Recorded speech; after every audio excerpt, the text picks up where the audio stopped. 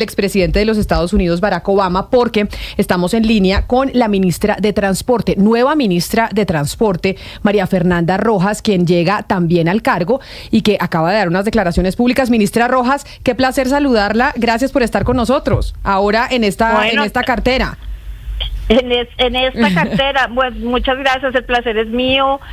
Camila, un saludo para Ana Cristina, para Gonzalo, para Oscar, para Sebastián. Bueno, este grupo, esta mesa de trabajo de Blue es bastante grande y ojalá le dé la vuelta al mundo este proyecto de el tren de la Dorada a Chiriguaná, que lo estamos promoviendo muchísimo porque es estratégico para el desarrollo de la competitividad de la región y para que revivamos con toda fuerza estos trenes maravillosos que tiene el Colombia. Ese ha sido uno de los proyectos principales y que acá, de hecho, con Lucas San Pedro le hemos hecho bastante seguimiento del gobierno del presidente Gustavo Petro, y es reactivar esa red férrea que tiene Colombia. Y quizá el proyecto que más, pues que se ve más cercano de materializarse es este tren de la Dorada a Chiriguaná. Ese proyecto del tren de la Dorada a Chiriguaná, ¿en qué va, ministra? Es decir, ¿cuáles son las proyecciones en términos de tiempo para que eso esté listo? ¿Y cuáles son las proyecciones de carga o de turismo que va a cargar ese proyecto? Porque esa APP, Camila, se ha aplazado varias veces, ministra. Sí, pues digamos, es muy importante el momento en el que estamos. Es muy importante el momento en el que estamos porque la audiencia para recibir propuestas se cierra el 7 de febrero, o sea, estamos a una semana de ese momento crucial. En este momento está suspendido, se levanta la suspensión el 5 y la audiencia se realiza el 7. Entonces, pues es clave que este mensaje de que se reciben todas las ofertas de esas empresas que tienen la capacidad financiera, la capacidad técnica, que van a hacer la mejor propuesta económica para el país, pues el 7 van a tener la posibilidad de presentar estas iniciativas. Entonces, este tren es muy importante, es un corredor de 526 kilómetros, llega a 25 municipios, eso es como la columna vertebral del sistema férreo en Colombia, 5 departamentos, y fíjense ustedes, a mí hay unos datos de la vida real que me gusta compartir. En este momento hay 14 empresas, que además están entre las empresas más importantes del país, que están moviendo en las condiciones como está hoy en día el tren y todo el sistema, que están moviendo carga permanentemente. Entonces, imagínense con esto repotenciado, con ya una empresa que haga toda la modernización del material rodante, de la estructura ferroviaria, etcétera. Entonces, o sea, la oportunidad que tenemos de verdad es maravillosa. Pero entonces, mire, lo que tengo entendido es que van a abrir la licitación y ustedes quieren dejar adjudicada esta alianza público-privada, esta APP, para poder estructurar ese proyecto. Ese proyecto, que son 526 kilómetros, 25 municipios, 5 departamentos, ¿ese proyecto férreo es para carga y para también transportar personas o solo carga, ministra? Como está estructurado en este momento, es carga, ¿sí? Okay. Que fue las decisiones que en su momento pues tomaron en el proceso. La proyección es que en 2024 se mueven 225,000 toneladas y que en 2034, que es, digamos, el tiempo que durará el proyecto, que dura esta APP de iniciativa pública, se espera que se esté moviendo 5.5 millones de toneladas al año. O sea, vean el potencial que tiene el proyecto. Como les decía, las ofertas se reciben el 7 de febrero y la adjudicación se está haciendo a inicios del mes de abril. Ya una vez se haga esa adjudicación, pues ya se firma contrato y se hace ya todo el proceso de la preconstrucción, que es como la primera etapa que tiene el proyecto.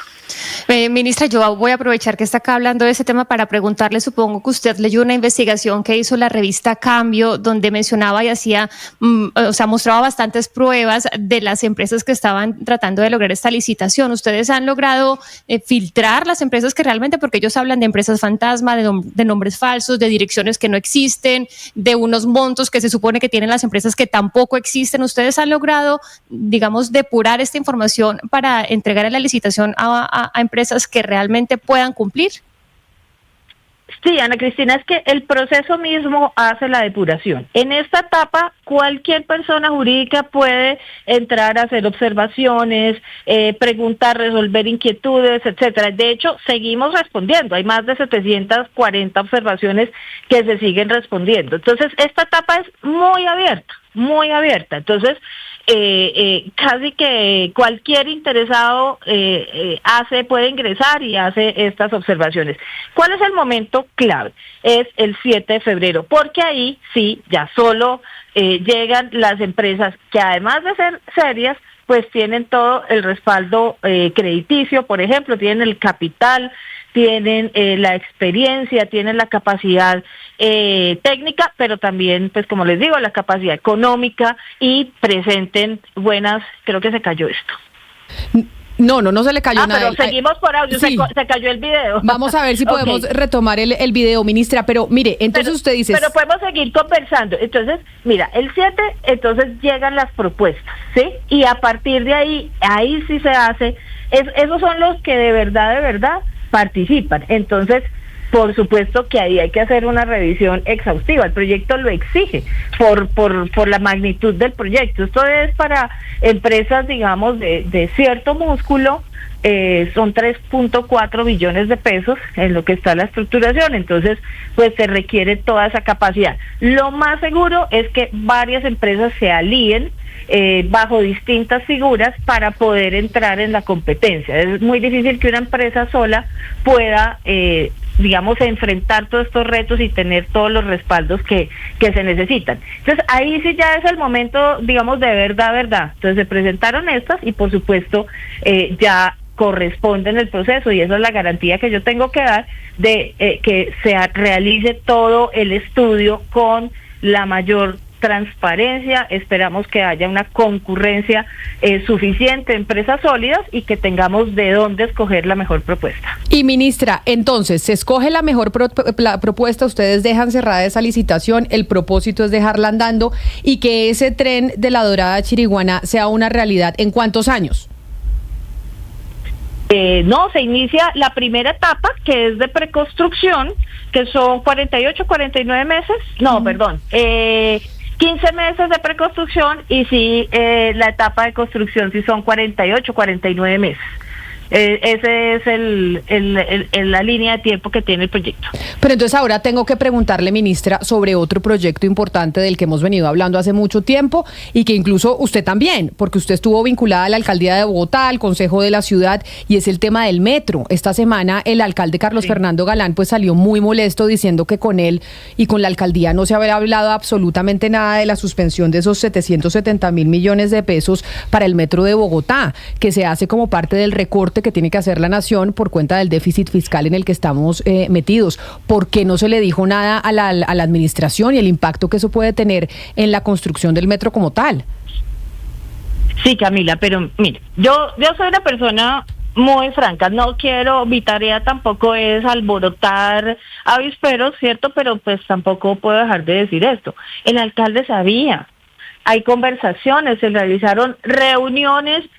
Yo no estaba aún, pero aquí hay actas de reuniones, hay cartas que mandó el ministerio, había una información. Es que esta crisis fiscal no es un secreto para nadie, pues tanto que el gobierno tuvo que llevar al Congreso un proyecto de ley de financiamiento, ¿sí? Porque es que cuando la escasez de recursos está súper palpable, pues hay que escoger, no a todo tenemos plata para meterle, entonces hay que escoger las prioridades.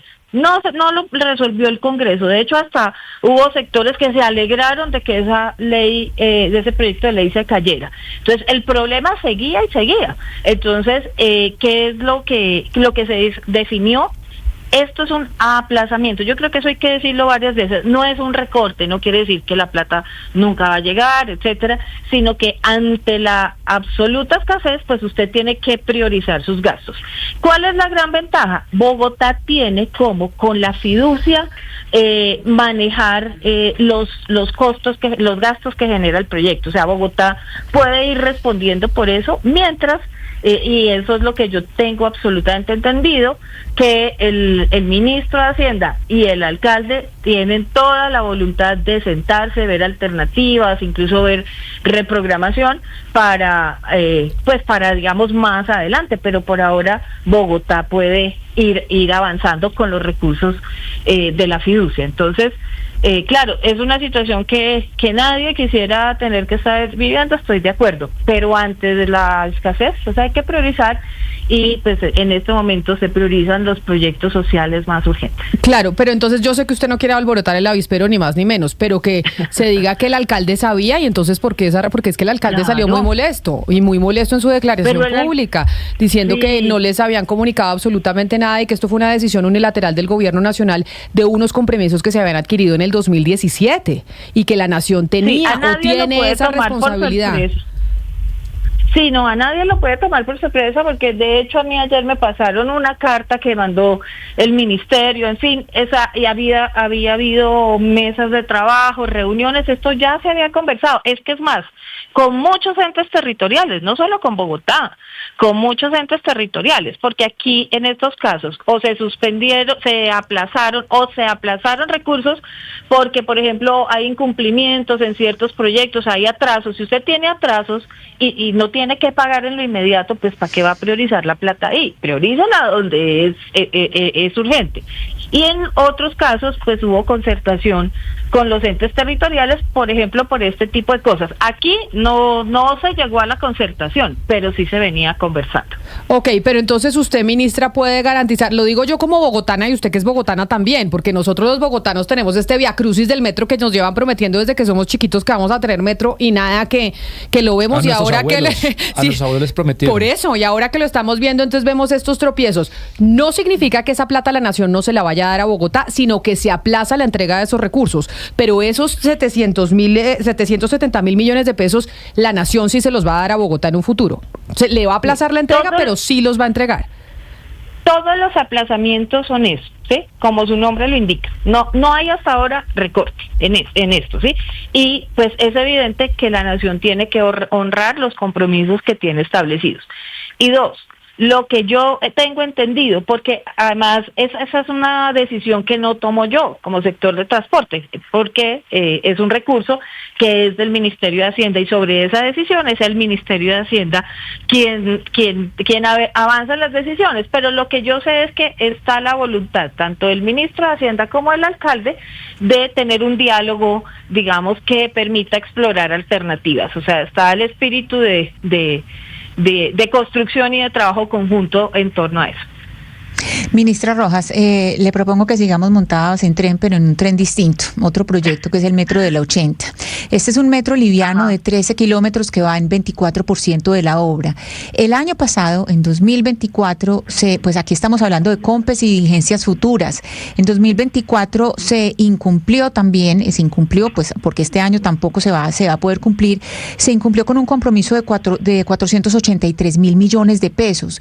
Y para este año, pues el incumplimiento es de 497 mil millones de pesos, es decir, es casi 1 billón de pesos ya el incumplimiento. Y yo le quiero preguntar, pues, ¿qué vamos a hacer con el metro del 80? Porque entonces tenemos acá, ya había compromisos de vigencias futuras, como le digo, y COMPES, y ya no solamente el año pasado, sino que hasta 2026. Yo entiendo que usted diga que se está aplazando, pero entonces ya son 2 años de aplazamientos y casi 1 billón de pesos. Sí.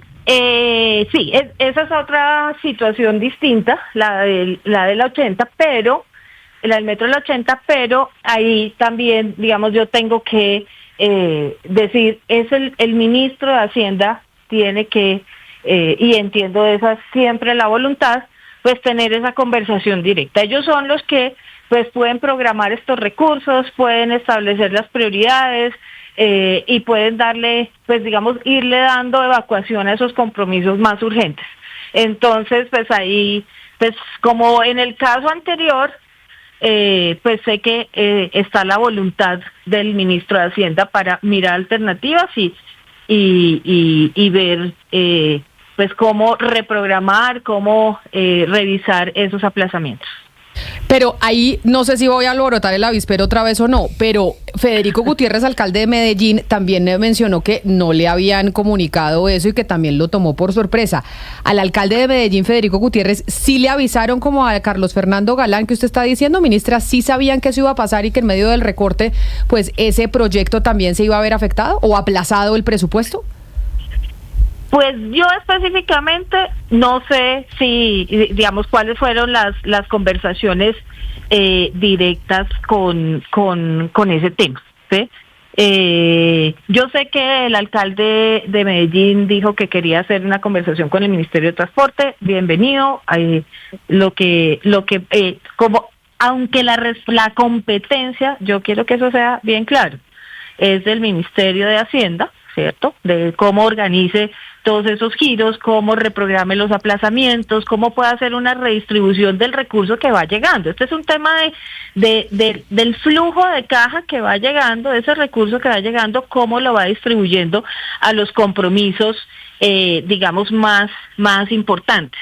Entonces, aquí la información que tenemos, en el que tengo yo aquí en el ministerio, es que los desembolsos en 2024 surtieron el trámite técnico por parte del ministerio y está pendiente que el Ministerio de Hacienda gire. Digamos, lo que nos compete a nosotros como Ministerio de Transporte, hemos adelantado las tareas correspondientes. Ministra, y sabemos que el convenio va digamos, en los cumplimientos que debe ir. Eso es lo que nosotros podemos certificar.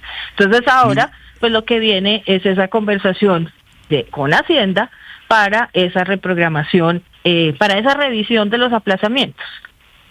Ministra, ya que estamos en la sección de reclamos, me voy para Barranquilla porque también hay reclamos.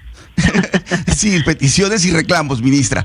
Tiene que ver con la obra del Canal del Dique, que es una mega obra que además va a servir muchísimo a la región Caribe, en particular a Cartagena, Barranquilla, toda esta parte. Y esa obra, ahí están aplazados, digamos, 710 mil millones de pesos. Escuché también al gobernador Yamil Arana y al alcalde de Cartagena, el doctor Dumel Turbay, quejándose también de esta decisión. Es decir, la pregunta es igual. ¿Qué se consultó con ellos y qué se les va a decir ahora de estos recursos para una obra que se requiere de verdad, ministra, se lo digo con el corazón, desde Barranquilla, con urgencia? Mire, no tengo los detalles precisos, pero sí te puedo tener el contexto y es lo mismo.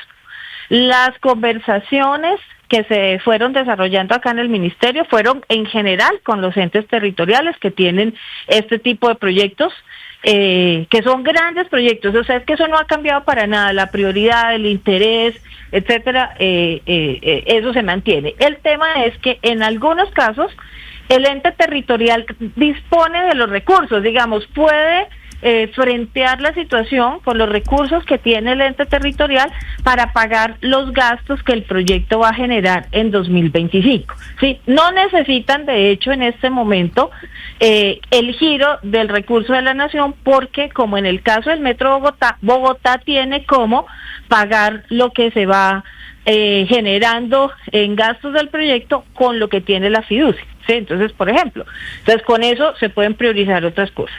O en otros casos es porque ha habido incumplimientos en el convenio del proyecto.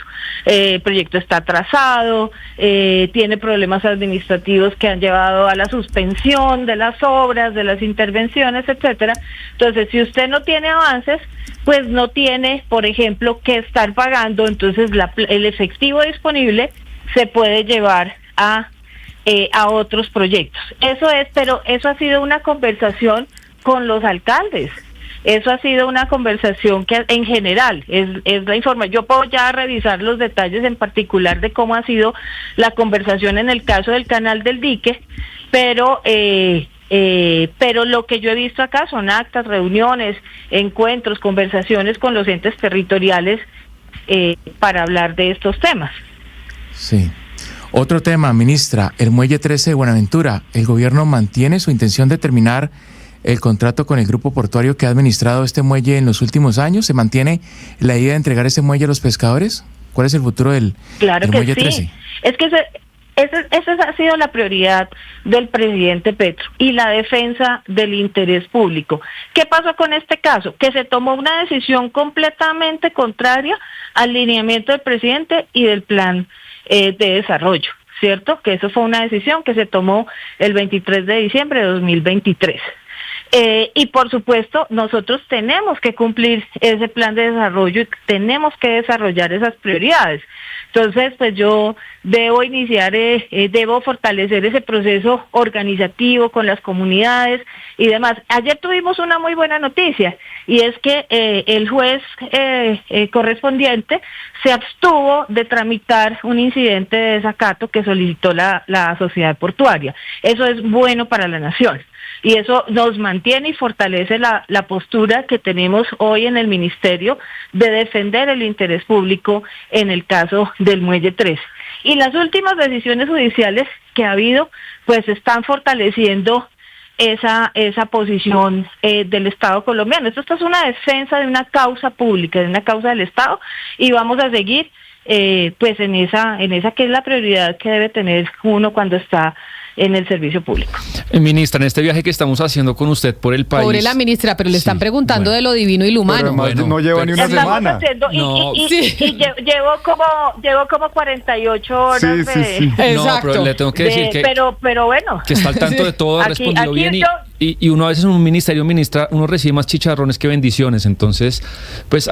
no, esto señora, téngalo por seguro. Sí, es cada media hora me cuentan de una cosa urgente, importante, crítica, que eso es cada media hora, créanme. Pero entonces le toca a uno aquí pues adaptarse a este ritmo vertiginoso, pero pues es que este es un tema importantísimo para el país. Pero lo que le voy a preguntar es un reto que sale de algo que está pasando bueno, algo positivo, y es la enorme afluencia que está pasando en el sector aéreo, tanto de turistas extranjeros como de turismo local, que lleva el reto a la ampliación de los aeropuertos, ministra, y pues aquí hemos contado que hay muchas deficiencias, obviamente no de este gobierno, sino heredadas del aeropuerto El Dorado, del aeropuerto de Barranquilla, con esa horrible concesión de lo que ocurrió, Cartagena-Cali, y su antecesora había contado que se venían muy importantes inversiones para los aeropuertos puntual de Cartagena, de Cali y de Barranquilla para el año 2024 y en especial 2025. Y le quería preguntar si esas inversiones siguen en pie o también van a estar un poco castigadas por lo que está pasando con el presupuesto. Mira, en el tema de aeropuertos hay proyectos en ejecución muy interesantes, muy importantes. Déjeme yo aterrizo para sentarme con detalle a revisar el tema aerocivil. Yo ahí he estado sobre todo tomando algunos proyectos estratégicos urgentes donde hay que tomar decisiones urgentes como Aerocafé.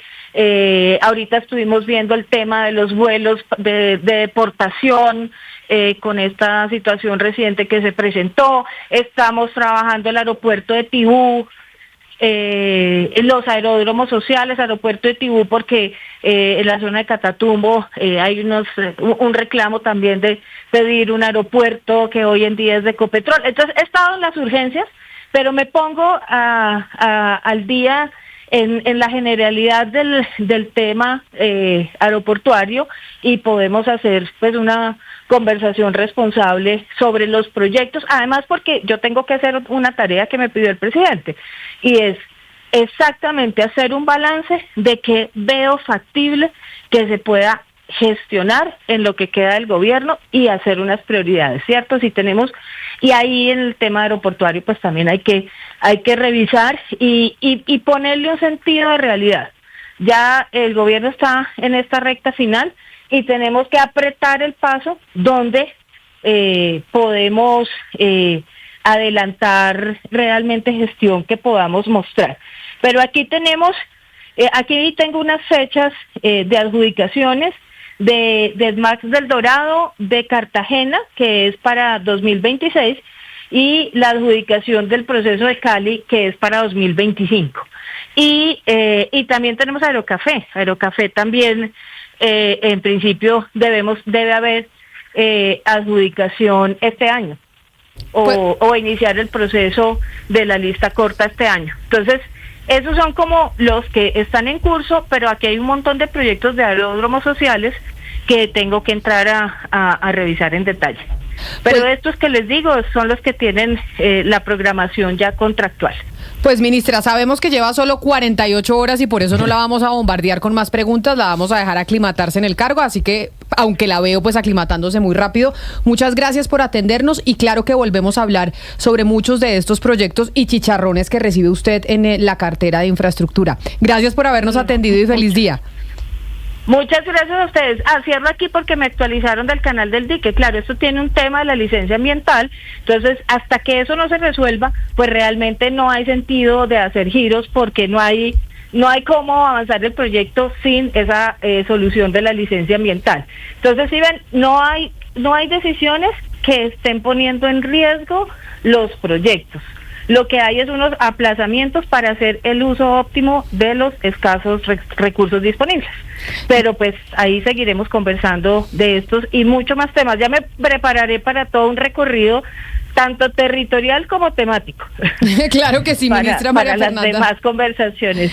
Ministra Rojas, gracias por atendernos y por su disponibilidad y además por estar atenta a responder todas las preguntas. Un abrazo grande.